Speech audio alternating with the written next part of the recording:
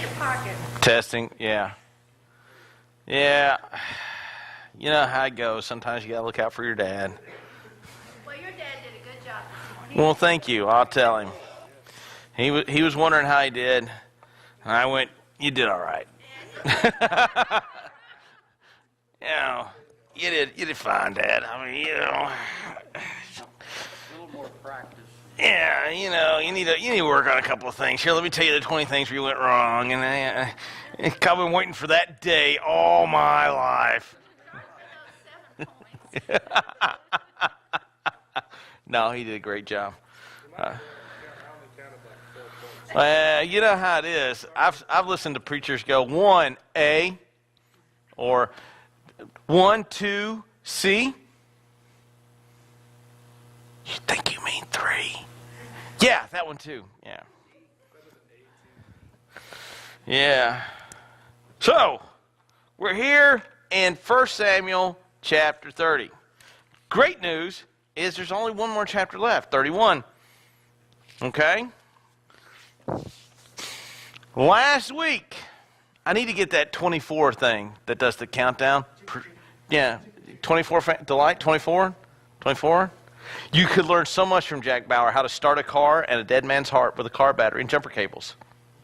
Well, I have a real need for that. You never know when that's, I mean, really, there's no wrong way to do it, but sometimes it can be helpful. That's right.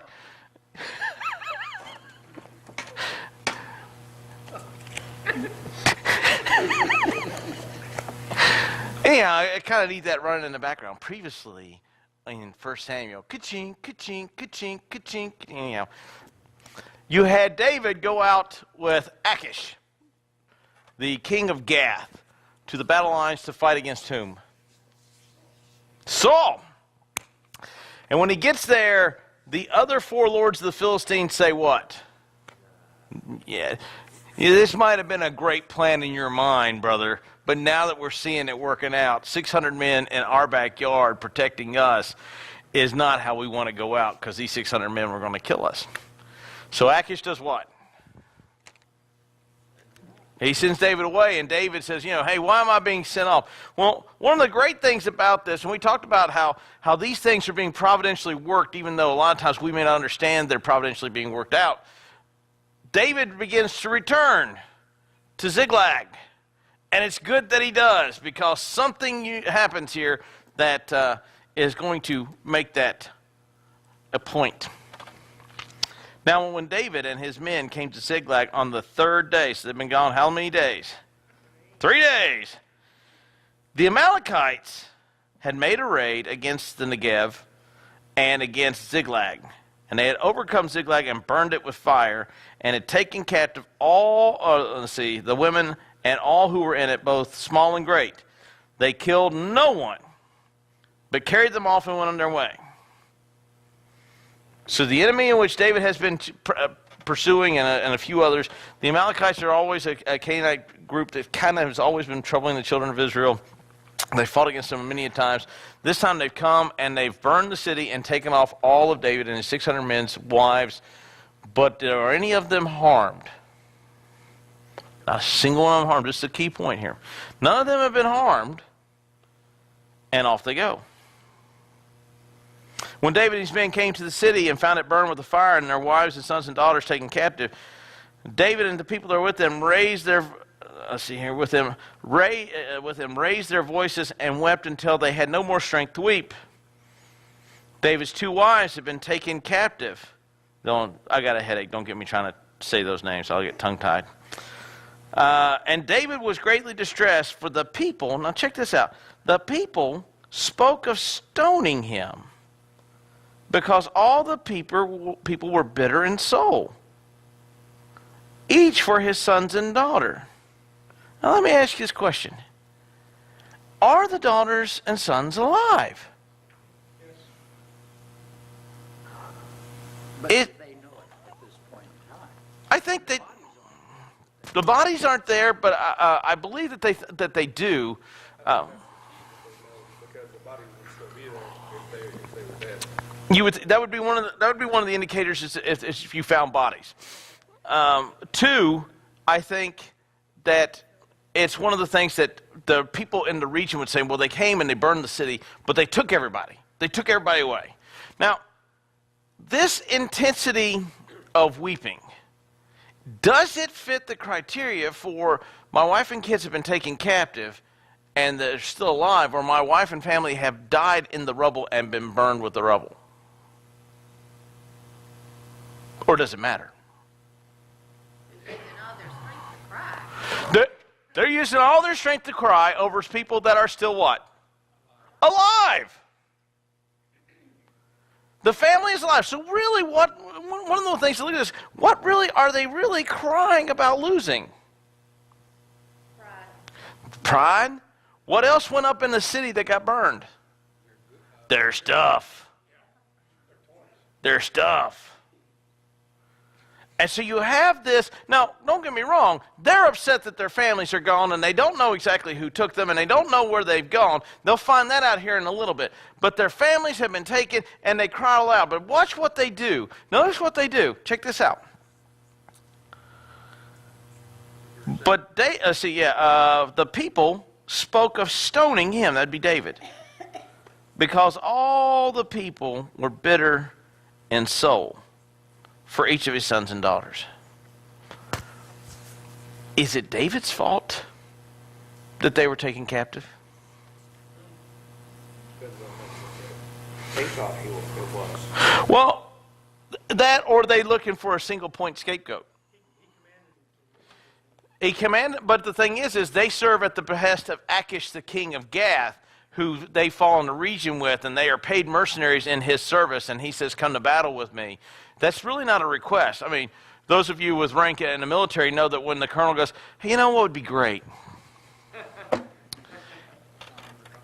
If we had, Friday is looking like a good day. Maybe if we all got together at the park for chicken. What are you doing Friday at the park? You're having chicken, and you will all be there, whether you want to be or not to be. Because the commander went, chicken at the park on Friday. But this is the first time that David had taken all his men. Usually he left a rear guard. Usually he did, but he did not take any with him this time. You're absolutely correct. And that's why the town was easily overwhelmed, I would say, because there really aren't any fighting men left. He took all 600 with him. And any men that had the will to fight went with David. You might have had a few people that would fight, but anyhow. Yeah? And then, but look at this. Check this out. They wept bitterly, and they were looking to stone David. Now, is it David's fault? Well, it can be looked at as David's fault. He took the men into battle. But does David really have a choice on whether or not he's going to go into battle? No, Achish the king says, you're going into battle, and since I don't want you to feel like you have to fight against Saul, why don't you be my bodyguard, you and your 600 men, be my bodyguard. And it was kind of prestigious because Achish has a 600-man bodyguard, and the other guys probably have like 20 dudes. So, his entourage goes on for a little while. A little bit of pride involved there. David doesn't really have much of an option. He's going to go, so he and his men go. And while they're gone, the Amalekites, which is typical in this day and age, when all whole armies went into the army, your enemies of the other enemy went, hey, there's nobody in the rear. We could raid this country and rob it blind. And no one will stop us because they're engaged in a fight in the forward area. But look at the consequences of David following after Achish. The people wanted to do what? Stone him. Now these are part of his 600 men. These are the men that are faithful men of his that followed after him. And these men wanted to stone him over the death of something. Kids are still alive. Wives are still alive. Nothing has harmed the families. And let's say they didn't know if they were still alive. They certainly aren't dead in this area. They certainly aren't dead in Ziklag. They may have been hauled off and offered a sacrifice somewhere else, or they've been hauled off and since you don't know who they are, you'll never know where to chase them down at. But look at the thing. Did all 600 of them go with David? Do you think that David would have given them the same option as Achish the king? You know, David, if you want to come with me. No. Achish says, David, you come. David looks at these 600 men and says, we're called to battle, boys. Let's go. You go. And yet the response is, let's stone David. Why is this easy to do? Is it really David's fault? Well, he's the leader, yeah, but there's also the personal responsibility of each man for his own home, right? We are here at church tonight, and while we are here, your house gets broke into and all your stuff is gone and they burn it to the ground. Is it my fault that you're here at church? Well, you know, that's where Stephanie and the kids are at. Yeah. But you see what I'm saying? You're here at church. Is it my fault you're here? Well, yeah, you could blame God for being at church and him not protecting your home. How's that work out for you? I know it doesn't work very well for me. And so you have this kind of odd thing here. Notice that a lot of times when bad things happen, do we look for the person who's responsible for the actions? Because who is responsible for the taking of the families? The Amalekites, right? They're responsible. Instead, we look for someone who's in charge to take the fall. Look, at any political situation you have going on, you always have one person go, Janet Reno's, I was solely responsible for the raid in Waco. I alone bear the responsibility. And then everybody shoots her and she goes, well, not literally, but figuratively shoots her and she goes off and then goes on the lecture circuit, right? Oliver North, same thing. You have this whole, everyone wants a scapegoat. Little Caesars. Seen the commercial? Our corporate scapegoat. I acted alone. I was young. We look for scapegoats. What are they looking for here? They're looking for a scapegoat. Who is the classic scapegoat? David. Is this more than just Ziklag being taken? I think so. They end up in Ziklag because they have to run from Saul. They leave the land of their childbirth, and they then move around as a bunch of gypsies. And when they finally get a sense of normalcy, things start looking up for them. Things are going well for them. Things are going good. They have a dip, and all of a sudden it's time to play shoot the leader. I've seen this in every organization. I've seen this when I worked for grocery stores. You saw this with the Wounded Warrior Fund. You know, they were wasting money, and of course it was only the two guys at the top. Right, yeah, that's how it works. It was only those two. It was nobody else. You look at the VA. Oh, it's only everybody at the top. It's called shoot the leader. David just happens to be the leader, so guess what David gets? He gets shot. But notice what David does. They are reacting out of emotion. They are reacting out of not necessarily seeking the Lord's face, and they are reacting out of fear, anger, and frustration and pain. Notice what David does. But David strengthen himself in the Lord. They are busy wailing and weeping and exhausting themselves over praying or wailing, or not praying, but over wailing over things that they cannot control. And David goes and seeks his strength where? In God. When situations like this pop up, the temptation is for us to bemoan and wail over the loss of what we have, instead of turning to the Lord for being the strength. And we got Easter coming up here. Can you imagine if the Bible had recorded that Jesus went to the garden and go, oh, have you seen these people you've asked me to die for? They're horrible. You can't be this blind to these people. They're wretches. I got 12 of the dumbest dudes ever.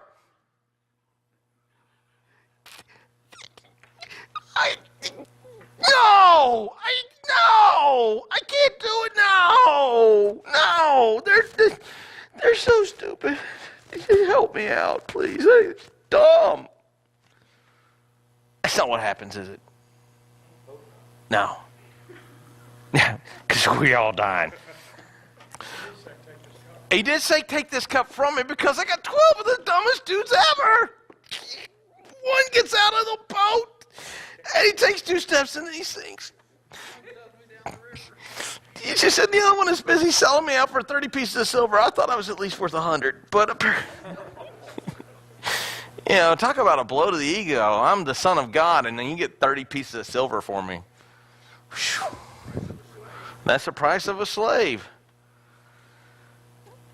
And notice a lot of times when we look at the situations that are around us, you've got two responses. You need to strengthen yourself in the Lord, or you can go and sit there and begin to look at the situation and then try to find the blame game and who to shoot. I have never had a soldier come into my office who was guilty of a crime coming for counseling to actually look at me and go, "It was me. I did it. It was a bad mistake." It always begins with what had happened was, I was at the club. This conversation is not going up from here, is it, soldier? No, okay, I just wanted to know so I could prepare myself. They never take responsibility. It's always somebody else's fault, and it's just this endless spiral into the ground. David goes and strengthens himself in the Lord. David then calls for Abiathar, the priest, the son of Elimelech, the guy that was killed by Saul and the 84 other priests at Nob, asking to bring the ephod, and David inquired of the Lord. Now remember, Saul goes out, and does Saul inquire of the Lord? Yeah. Does the Lord respond? Nope. Saul has to go and consult a medium. David goes and inquires of the Lord. Now check this out. The people are busy wasting their energy in distress, thinking of killing David, and David spends his time inquiring and strengthening himself in the Lord, and he asks for the Lord's favor, and one of the questions he asks is, shall I pursue this band, and shall I overtake them? Usually we ask these questions after we've looked for everything else to blame, right? Well, I didn't get this. It's got to be this person's fault, or I got passed over at work, and so it's got to be this person's fault. Not that I'm on Facebook 400 times a day, or not that I argued with the boss 400 times a day. It's got to be because this person had an advantage, right? David inquired of the Lord, shall I pursue this band? Shall I overtake them? And he answered them, pursue them, and check this out. You will surely overtake them, and you shall rescue. Good little battle plan of action, isn't it? Pursue them, and you'll overtake them. Well, now David needs to find out exactly who this is. So David set out with these 600 men who were with him, and they came to a brook at Besser. And where those who were left behind stayed, but David pursued, he and 400. So David gets to a brook, and 200 of his men say what? I cannot pursue them any longer. Now you got to remember, he's journeying back from a battlefield. He's been traveling probably for a good chunk of the 3 days. He gets there. They find that the city has been overwhelmed, and some of them have spent their time wailing and bemoaning the loss and have weakened themselves. And they get to a brook and they go, "Dude, we're tapped. There's no rations. We're smoked. We can't go any further." And David says, "You guys stay here. 400 of us will go on." They found an Egyptian. Already messed that one up. They found an Egyptian in the open country and brought him to David, and he gave them bread and he ate, and he gave him water to drink, and he gave him a piece of cake of fig and 2 clusters of raisins. And when he had eaten, his spirit revived, and then he had not eaten or drank water for 3 days and nights. Kind of corresponds with how long that they had raided the city. And David said to him, "To whom do you belong, and where are you from?" Those are pretty apt questions to ask an individual. And he says, "I'm a young man from Egypt, a servant to the Amalekite, and my master left me behind because I fell sick 3 days ago." Now look at this. David doesn't really know who's got his people yet. They know that they're not dead in the city, but they don't know anything more than that. And they're trying to find these individuals, and they run by chance in open country. They run across a sick guy who's almost dead. By chance. Right. Or is it by the hand of providence? 3 days after the attack, they find this guy in the open desert. If you've never been to the desert, I can tell you 2 things. It's flat, and you can see for miles. Unless, of course, you're in Kuwait where it kind of does that. But where I was in Al-Qud, it was just flat. And you could see for miles. Would there have been tracks? You would think there would, but yeah. And so they're probably following, the text doesn't tell us, but more than likely they're following what's leaving from the city. And there's probably indicators from the weaponry or some of the cloth that's left that this looks like the Amalekites and things like that. You do have the wind that will blow things over too, and so, there's a lot of nebulous here in the story, but this young man is a vital piece of intel they do not have.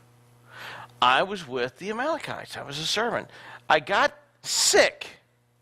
If he doesn't get sick, will David find him? If David doesn't find him, will David find out who has his wife and kids? All that happens by chance. Huh? Magic. The hand of God working. A lot of times we look at situations like this and we go, man, isn't that fortunate all this happened? Well, I guess if you want to play games of chance with your life, sure, it's fortunate that happened. Or you can look at this and go, look at how God is providentially working this out. Now, again, this is David who almost got stoned to death by some of his men because the people are gone, and they by chance run across this dude in the desert, and he asks them who he is. They revive him with fig cakes and raisins, which I don't know if eating a fig cake and raisin would revive me, but okay, it worked for him. Water, fig cakes, and raisin. It sounds like a recipe for a disaster.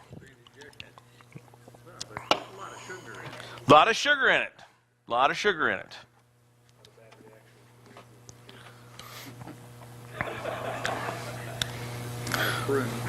Yeah. No, I won't chase that rabbit. Honestly, that one has a chance to take us back to Saul in the cave. I just leave that one right there, where he lost part of his robe. I'm trying hard not to go down that cave, and y'all are pulling me in. And he said, my masters left me behind because I fell sick. We made a raid against the Negev and the Kithrites, and against that which belonged to Judah, and against the Negev of Caleb. Now, so far, they've been just raiding southern Judah, and the Negev is basically the Sinai Peninsula. Is called the Negev, and it says Negev here in Hebrew. They have a letter that can be a B or a V, and typically it's translated V, but ESV translates as a B. Don't get wrapped around the axle on it; it's not that big a deal, unless you're, like a nerd like me, and then it is a big deal. But other than that, it's 6 of one, half dozen of the other. But the Negev is the Sinai Peninsula, and typically, when in Israel, when they would want to say south, they would just say the Negev, because it was due south of everything. And so here they are raiding in the south and against the southern parts of Judah. And then he says this, and we burn Ziklag with fire. Notice that that's the only one they burn with fire. You notice that? We've raided all these other areas, but he makes a point to tell them that they did what to Ziklag? Burned it with fire. So David knows he's got his man. And David said, I'm going to kill you in a slow and painful way. No, I'm sorry, that's in the redneck version. That's in the mafia version. He'll disrespect my family. No. Will you take me down to this band? And he said, swear to me by God that you will not kill me or deliver me in the hands of my masters, and I will take you. Very prudent request. Do you not think so? I'll tell you exactly what you want to know, but don't kill me when we're done. And save me. Now look at the situation. He was abandoned by the people that thought he was sick and going to die. What's to keep David from killing him? Has David already wiped out people in the Negev to hide the evidence of what he was doing from Achish the king? Oh yeah, he killed a lot of people. He's losing his way to the guys that he wants to catch. That's right. And usually the best time to make a deal is when you hold the cards and get the best deal you can. Now, does that mean that David could just not keep the deal? Well, sure he could have. I got what I wanted. There's no one around that saw me make the deal with you. But David doesn't do that. And I will take you to this band. When they come down, behold, they were spread abroad all the land, eating and drinking and dancing because of all the great spoil they had taken from the land of the Philistines, from the land of Judah. Now, the Amalekites, do they believe that they are being followed? Not if they leave a guy alive on the road to their camp, right? If you're gonna be so careless as to leave witnesses behind you, then you deserve to get caught, right? And they're eating and they're drinking and they're celebrating and they're reveling because they have all this wealth. They don't think anyone's going to pursue. Why is it possible where they don't believe anybody's going to pursue them? Where are all the able-bodied fighting men? They're out at the war. Notice how God sends David back from the war. David goes, what have I done? I should be out here with you. And God sends David back in enough time to find his family. And we'll see what he does to these folks. Where did they get all the booze? Probably from the raisins that they didn't make into raisins.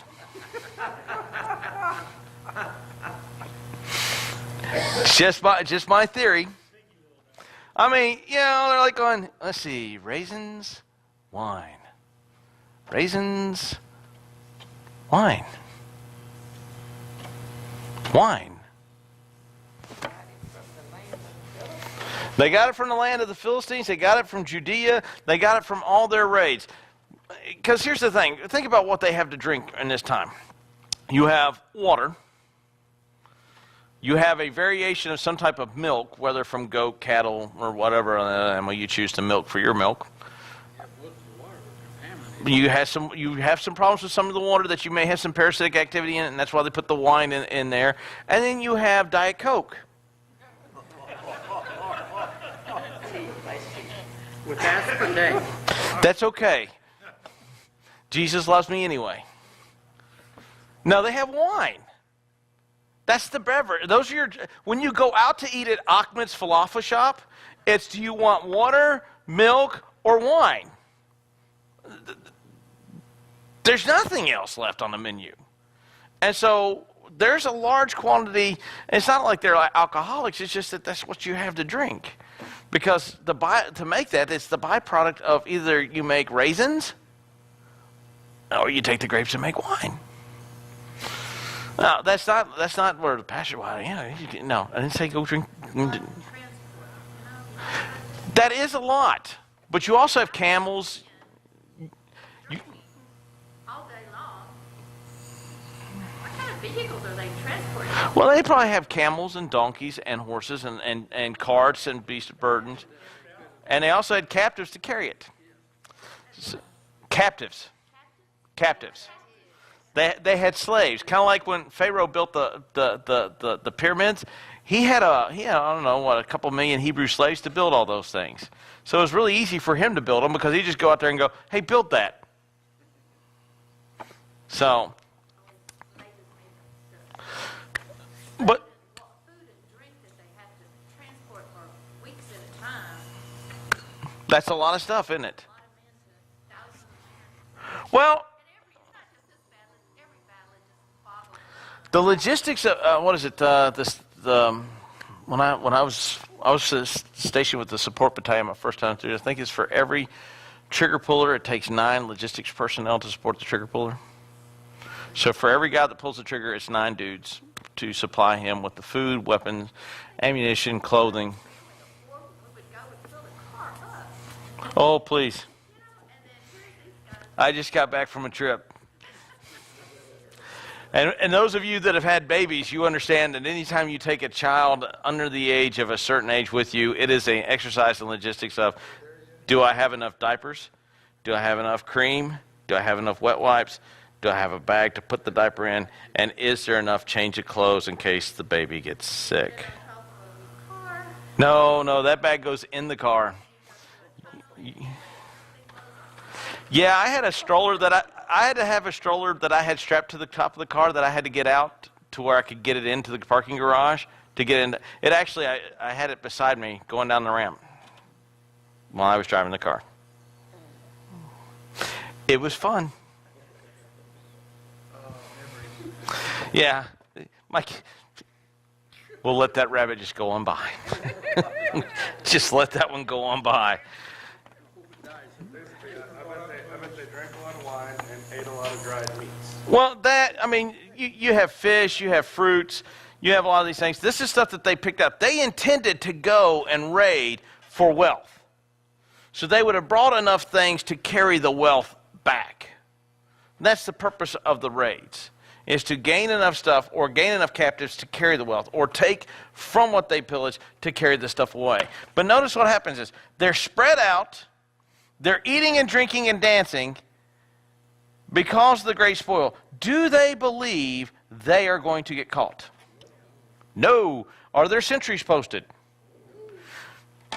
Which is easier to defend, a spread out camp or a formed circle? It's formed circle. Unless you're basic trainees, because me and the brigade commander would walk through those perimeters and never once get challenged. It was okay when I did it. It was usually not okay when he did it. Yeah. No, I didn't have to do that. I just went, that's the colonel walking by. You may want to say something to your platoon sergeant. But hey, it's not my butt chewing. Rock on with your bad self. I was there to assist in loving kindness. You love the Colonel kind. I did. He was actually one of the best 06s I've ever worked for in my entire life. One day we were sitting there. I'll chase this rabbit. I was talking to the company commander. I go, anyhow, brother, I need to let you go because over there is Colonel McLam, and he just walked through your perimeter.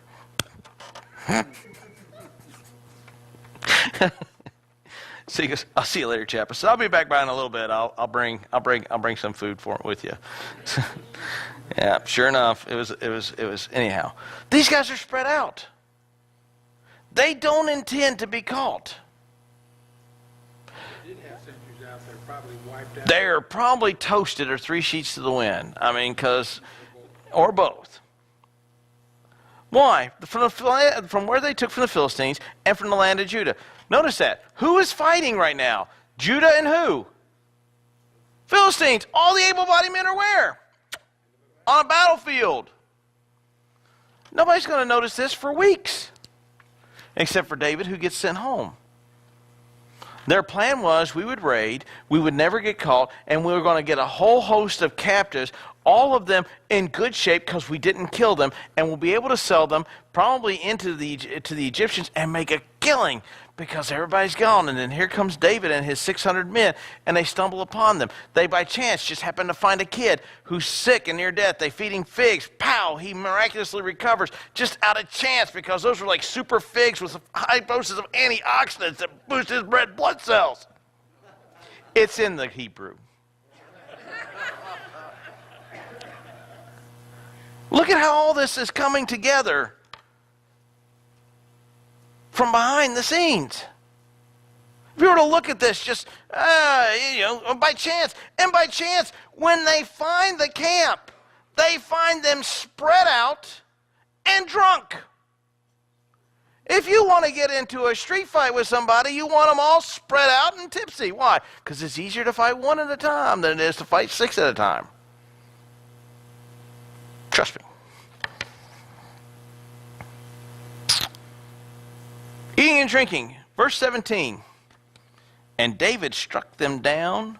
Check this out. From twilight until the evening of the next day. He attacks at night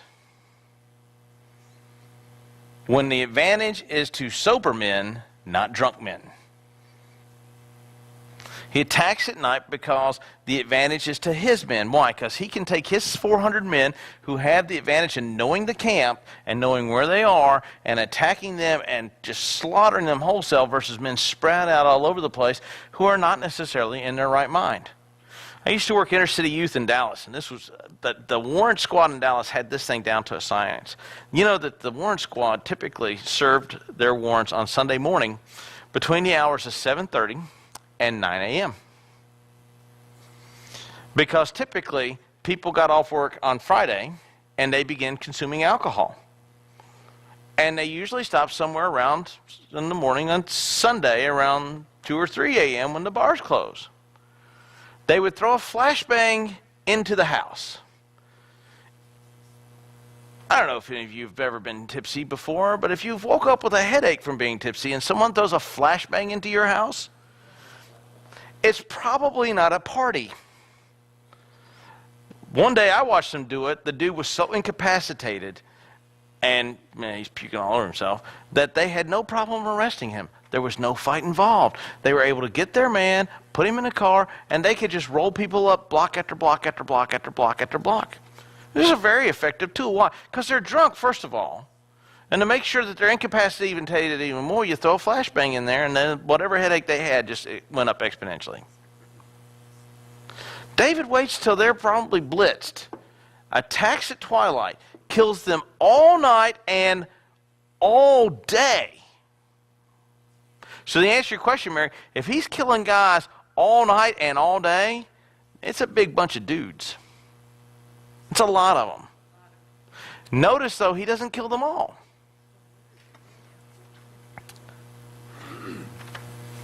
There's another man of them Escaped, except the 400 men who mounted camels and fled.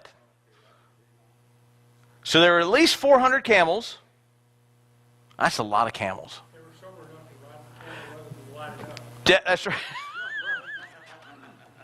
Ba-dum, ba-dum, oh. Arr. So they at least had 400 camels, or they buddied up, and they at least had 200 camels. They had a lot of camels. They had a lot of beasts of burden. This was a rather large raiding party. Those dudes get away. Everybody else dies. Look at how this works in the background. You're going to see how David moves from being an exile over the next 3 chapters, from being an exile to a man who gets his wife and kids back. He's almost like a country music song played backwards. He gets his wife and kids back. He's going to get the throne back. He's pow, pow, pow. And all of this is occurring without him lifting a single finger. Well, not this part. Here he's killing people wholesale. But up until this point, and then the following after this point, he doesn't do anything. He's sitting and he's waiting on God to do these things for him. Why? What has David said constantly about attacking Saul? Who's going to do it rather than David? God's going to do it. It's not my job to attack the Lord's anointed.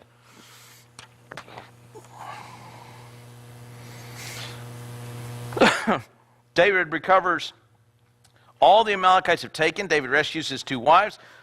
Check this out. Nothing was missing.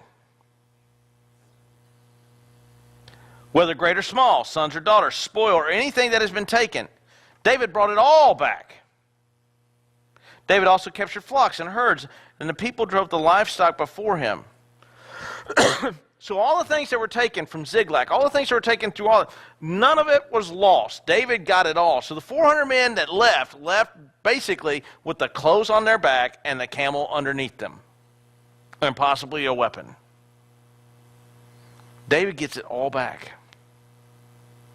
Now, that's an amazing feat in and of itself, is it not? Yes. That doesn't happen in most battles. Well, one thing he did is he got extra more loot because didn't they attack other places too? They did, so he gets that too. So then check this out. And they said, this is David's spoil. Then David came to the 200 men that had been too exhausted. Now, it's not like these guys had gone out there and they said, you know what, we really regret this decision. I think we're going to camp here by this brook. and not continue on. These men were exhausted. They could not go on any further. So David returns and he runs into the 200 men, and check this out. Too exhausted to follow David, who'd been left by the brook, and they went out to meet David and the people who were with them. And when David came near, the people greeted them. Then all the wicked and worthless fellows amongst the men who had gone with David said, because they did not go with us, we shall not give them any of the spoil that we have recovered.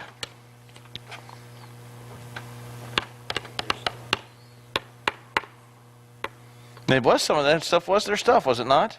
They could keep their wives and their kids, but they can't get anything else.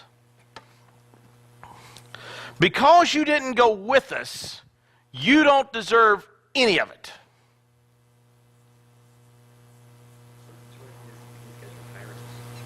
Kind of like pirates, they have adopted a very mercenary mindset, right? Because you weren't there during the hardship, you don't get the benefit of all that this happened. Band of Brothers, have you ever seen the video Band of Brothers? You have the replacement, the episode called The Replacements. You have replacements come in, and they are part of the regiment. And the regiment gets an award, and it's for the entire regiment. One of the guys really gets upset because the replacements are wearing their award, and he goes, you weren't there with us. You don't deserve to wear it. So it's very much a mindset, especially within the Army. You saw this both in Vietnam and in Iraq where I was at. You weren't here. The new guy in had a very unique name, right? The newbie. The other one would work too. He was the new. And did anybody hang out with the newbie? Only if you wanted to have a short life expectancy. Why? Because you weren't with us when we were here, and instead of working that person in, they've left that person an outcast.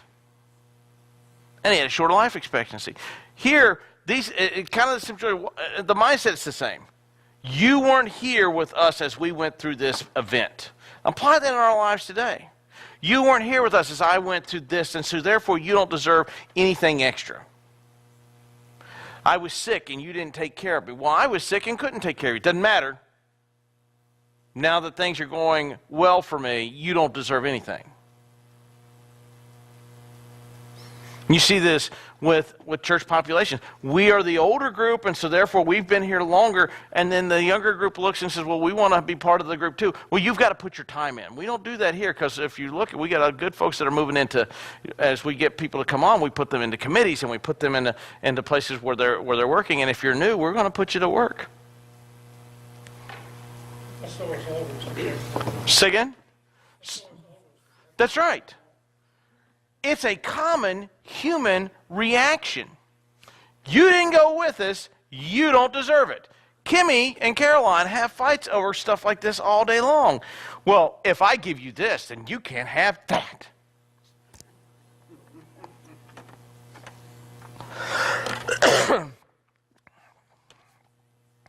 What does the text call that behavior? Wicked and worthless. The wicked and worthless men said these things to them. You didn't go with us. You may lead away your wife and your children. But David said, you shall not do so, my brothers. With what the Lord has given us, who does he account or ascribe to the victory? David is evenly matched, 400 to the 400 men that got on the camels and rode away. He's evenly matched. The indication, because of the length of which the battle lasted, is that David was grossly outnumbered. Who wins this battle? David's 400 men or the Lord? The Lord wins this battle all day long. The 400 men are not Arnold Schwarzenegger. The 400 men aren't the Expendables, which is it's the new movie series where all the aged superhero dudes from the 80s are now older superhero dudes. David's men have been on the road. David's men have been on the road. 200 men drop out for exhaustion. You got to see that the other 400 men are pretty close to breaking as well. And yet in all this, the Lord provides. Now look at that. He provides them a spy. He provides them the camp. He provides them a spread out camp. He provides them an enemy that it's toasted. And then in the winning of the battle, Nothing is lost. There's no collateral damage. No family loss. And all your spoil you get back, plus all the stuff they took from the other places. And then people begin to say, we fought this battle. We fought this battle. You were there and you were fighting, but the Lord was killing everybody. It'd be like Joshua going, or not Joshua, it'd be like Gideon going out and saying, I crushed my enemy with 2 clay pots and a torch. You had 2 clay pots and a torch. And you were at the battle site.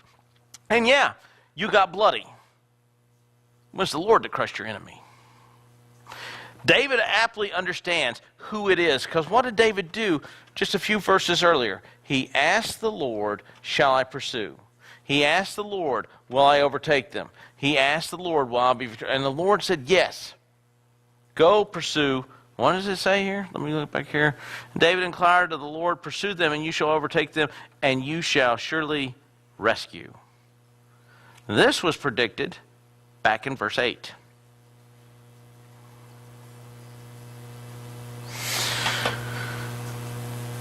You shall not do so with what the Lord has given us. He has preserved us. He has given into your hand the band that came against us. Well, I thought we did that. Yeah, it's usually the problem. What happens is they got an inverted sense of self. We delivered ourselves. We killed the men. We captured the money. No.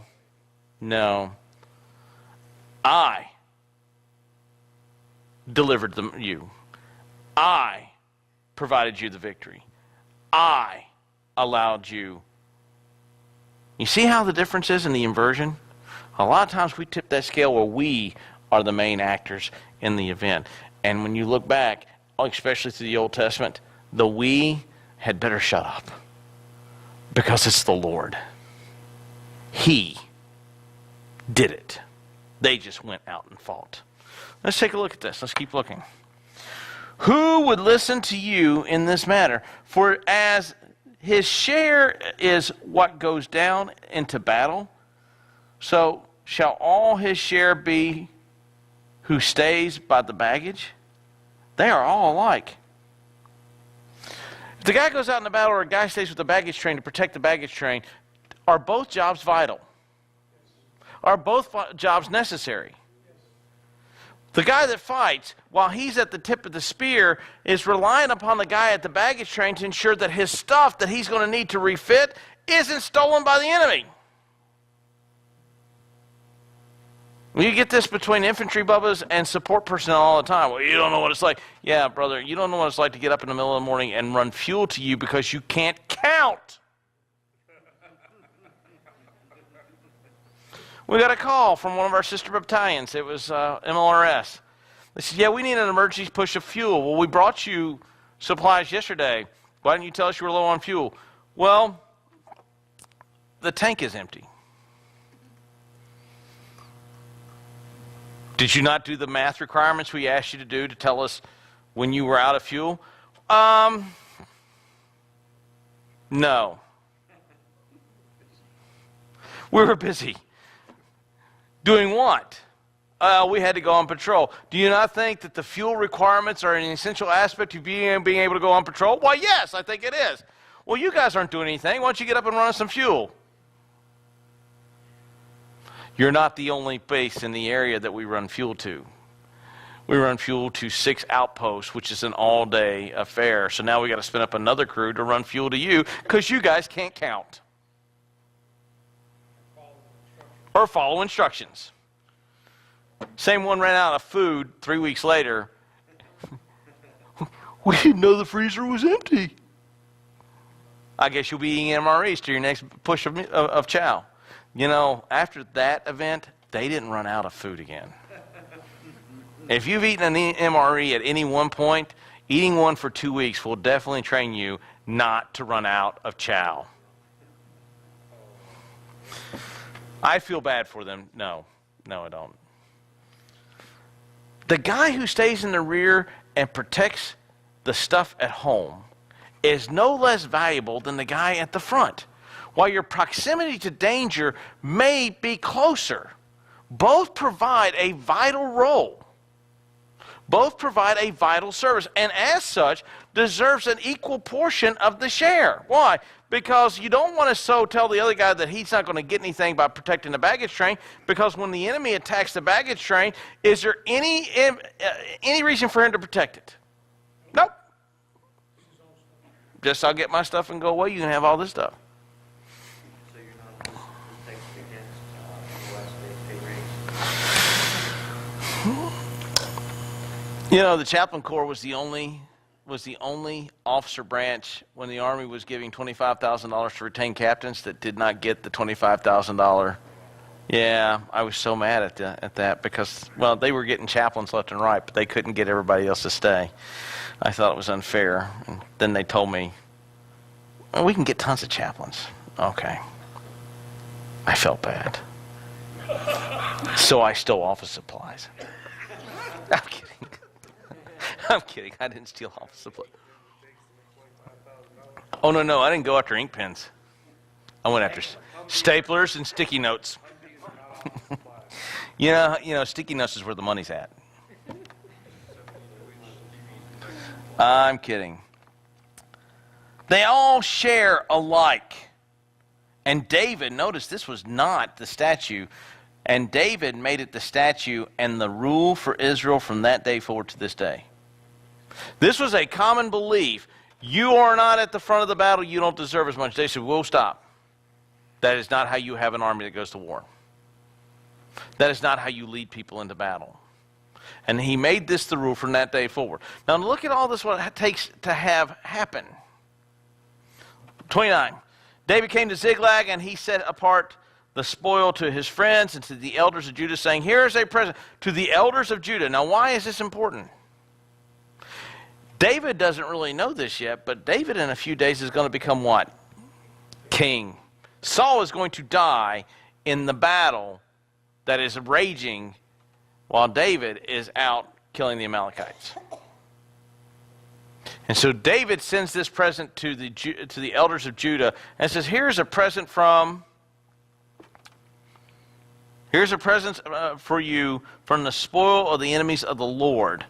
He didn't go, here's a present to you from David, the magnanimous, benevolent leader that I hope to be in Israel. Follow after me and vote for David, and I'll make Israel great again. Sorry, I couldn't resist. It was there. It was a low-hanging curve. I crushed it. Here's a present from whom? The Lord.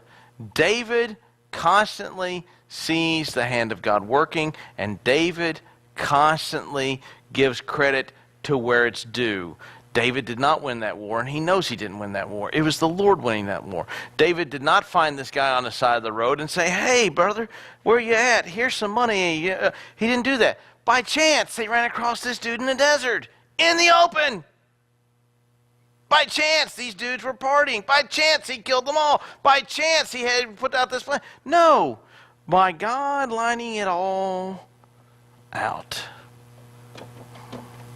David returns to Ziklag not because David wants to go home, but because the Philistine kings say, we're not going to war with these 600 Jews in our backfield. Go home. David goes away angry. David comes back a wealthy man and able to send a gift in the name of the Lord to the people who are going to be supporting him here in the next few days and his kingship.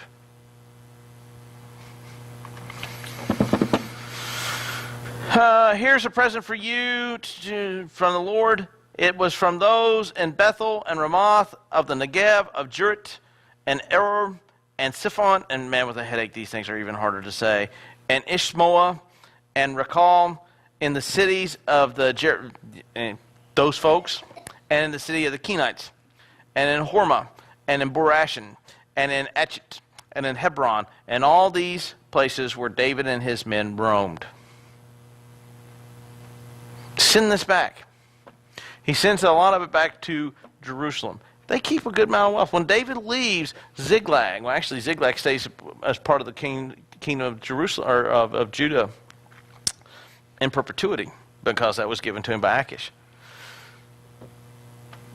All the things that happen to us in life, we look at the ups and the downs of things that happen to us in life, and we could do what the men did earlier in this chapter and go, oh, this is the worst day ever. My wife and kids have been hauled off. My mother-in-law is still in the area. I think that would be hell on earth. Huh? They didn't want her either. They like, go home. I'm kidding. She's not here. She doesn't have the internet either in her house, so I'm good. I'm kidding. I like her very much. And Stephanie's not here either. I'm kidding. No, she's good. We get along just fine. Yes, I know. They see the city, they see the situation, and they're ready to kill David. They have a victory, they win the battle, and then they're unwilling to share. From the very beginning, look at David's response. He sees the same situation, and he seeks the Lord's face. He sees the same situation, he asks the Lord, what shall I do? He sees the same situation, and he takes the army out, and they find this guy who's vital in their victory, and they have a great victory. And then, in the midst of conflict, he recognizes who brings the victory. All along, who has been behind the scenes directing David's path? It's been the Lord. We look at the situations in life that come upon us, and we go, this is the worst. It just can't get any worse. It can't get any worse. And we sit and we look at the situation, and we focus in upon the situation as the men did. We looked at Psalm David. Or we can strengthen ourselves within the Lord and begin to ask the Lord, what do you want me to do from here? And sometimes it's not an immediate response. And those times are annoying. I'll be honest with you. Lord, what do you want me to do? I want you to sit there and be quiet. That's kind of torture, isn't it? If you have small children and you look at your small kid and say, I want you to sit there and be quiet. Just out of a psychological observation, do that. And watch the poor child in absolute torment. Because the child knows he wants to do something, but he's waiting on you to tell him what to do. And so you see the child. And after a while, they can't take it, so they're all running all over the place. We do the same thing. Sometimes the response is immediate. Sometimes the response is sit and wait. And sometimes the response is, I did this for a reason, and you're not getting it back. You have two responses to this. You have two ways of looking at this. You're going to behave as the worthless men that David had, or you can behave as David did. You have this juxtaposition throughout the book of 1 Samuel. You have Saul, who was a worthless man, who at every time he tried to kill David, couldn't kill David, standing in front of him with a spear.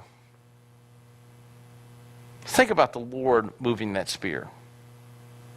I don't think it's because Saul couldn't hit him with the spear. I think it's because the Lord kept Saul from hitting David with the spear, actively. And you have David, who who follows after the face of God and looks after the face of God for how he's going to do things. And then when he's victorious, guess where David gives credit to? To God, not to himself. We see this between these two guys. Questions? Questions?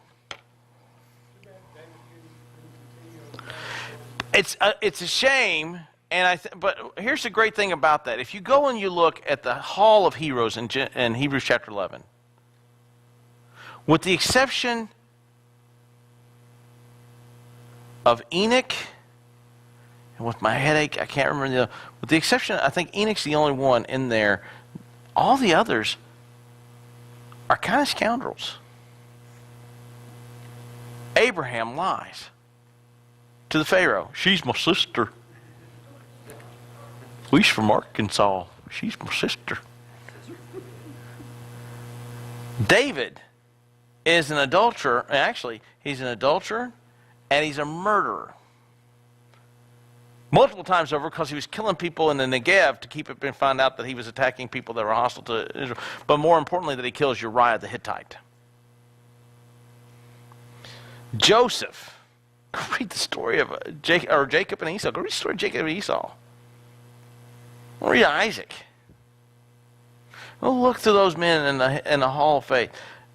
They're listed as great men of the faith, but one of the great things about those individuals is that they behave at times just like us. We lift them up and like, oh, these men are absolutely unsearchable and all. And no. Go read their life's history. They are men of great faith in God, and then they just screw it up royally. And then they're men of great faith in God, and some of them didn't learn the first time, and they screw it up royally. Samson is listed. Jephthah is listed. Gideon is listed. Go read those men's stories. It shows a uniquely a strain for us to do godly things and then turn around and do absolutely ungodly things. And yet, what does God key upon? The totality of their wretchedness or their significance of their walk with God? It does start with Adam and Eve.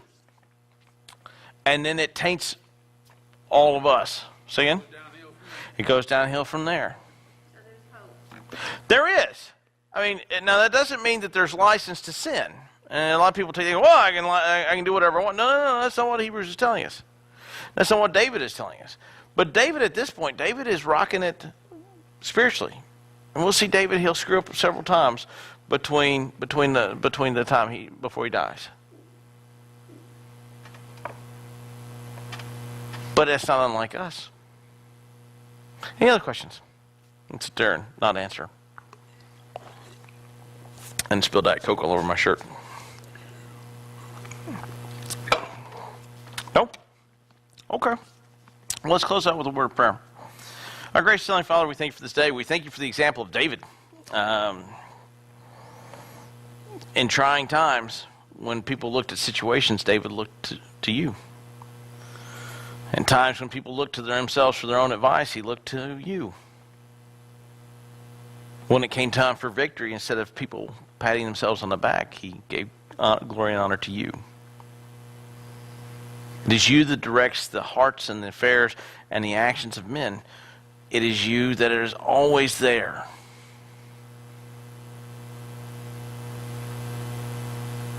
We have the obligation to ensure that we are in the midst of your plan, not try to force you into our plan.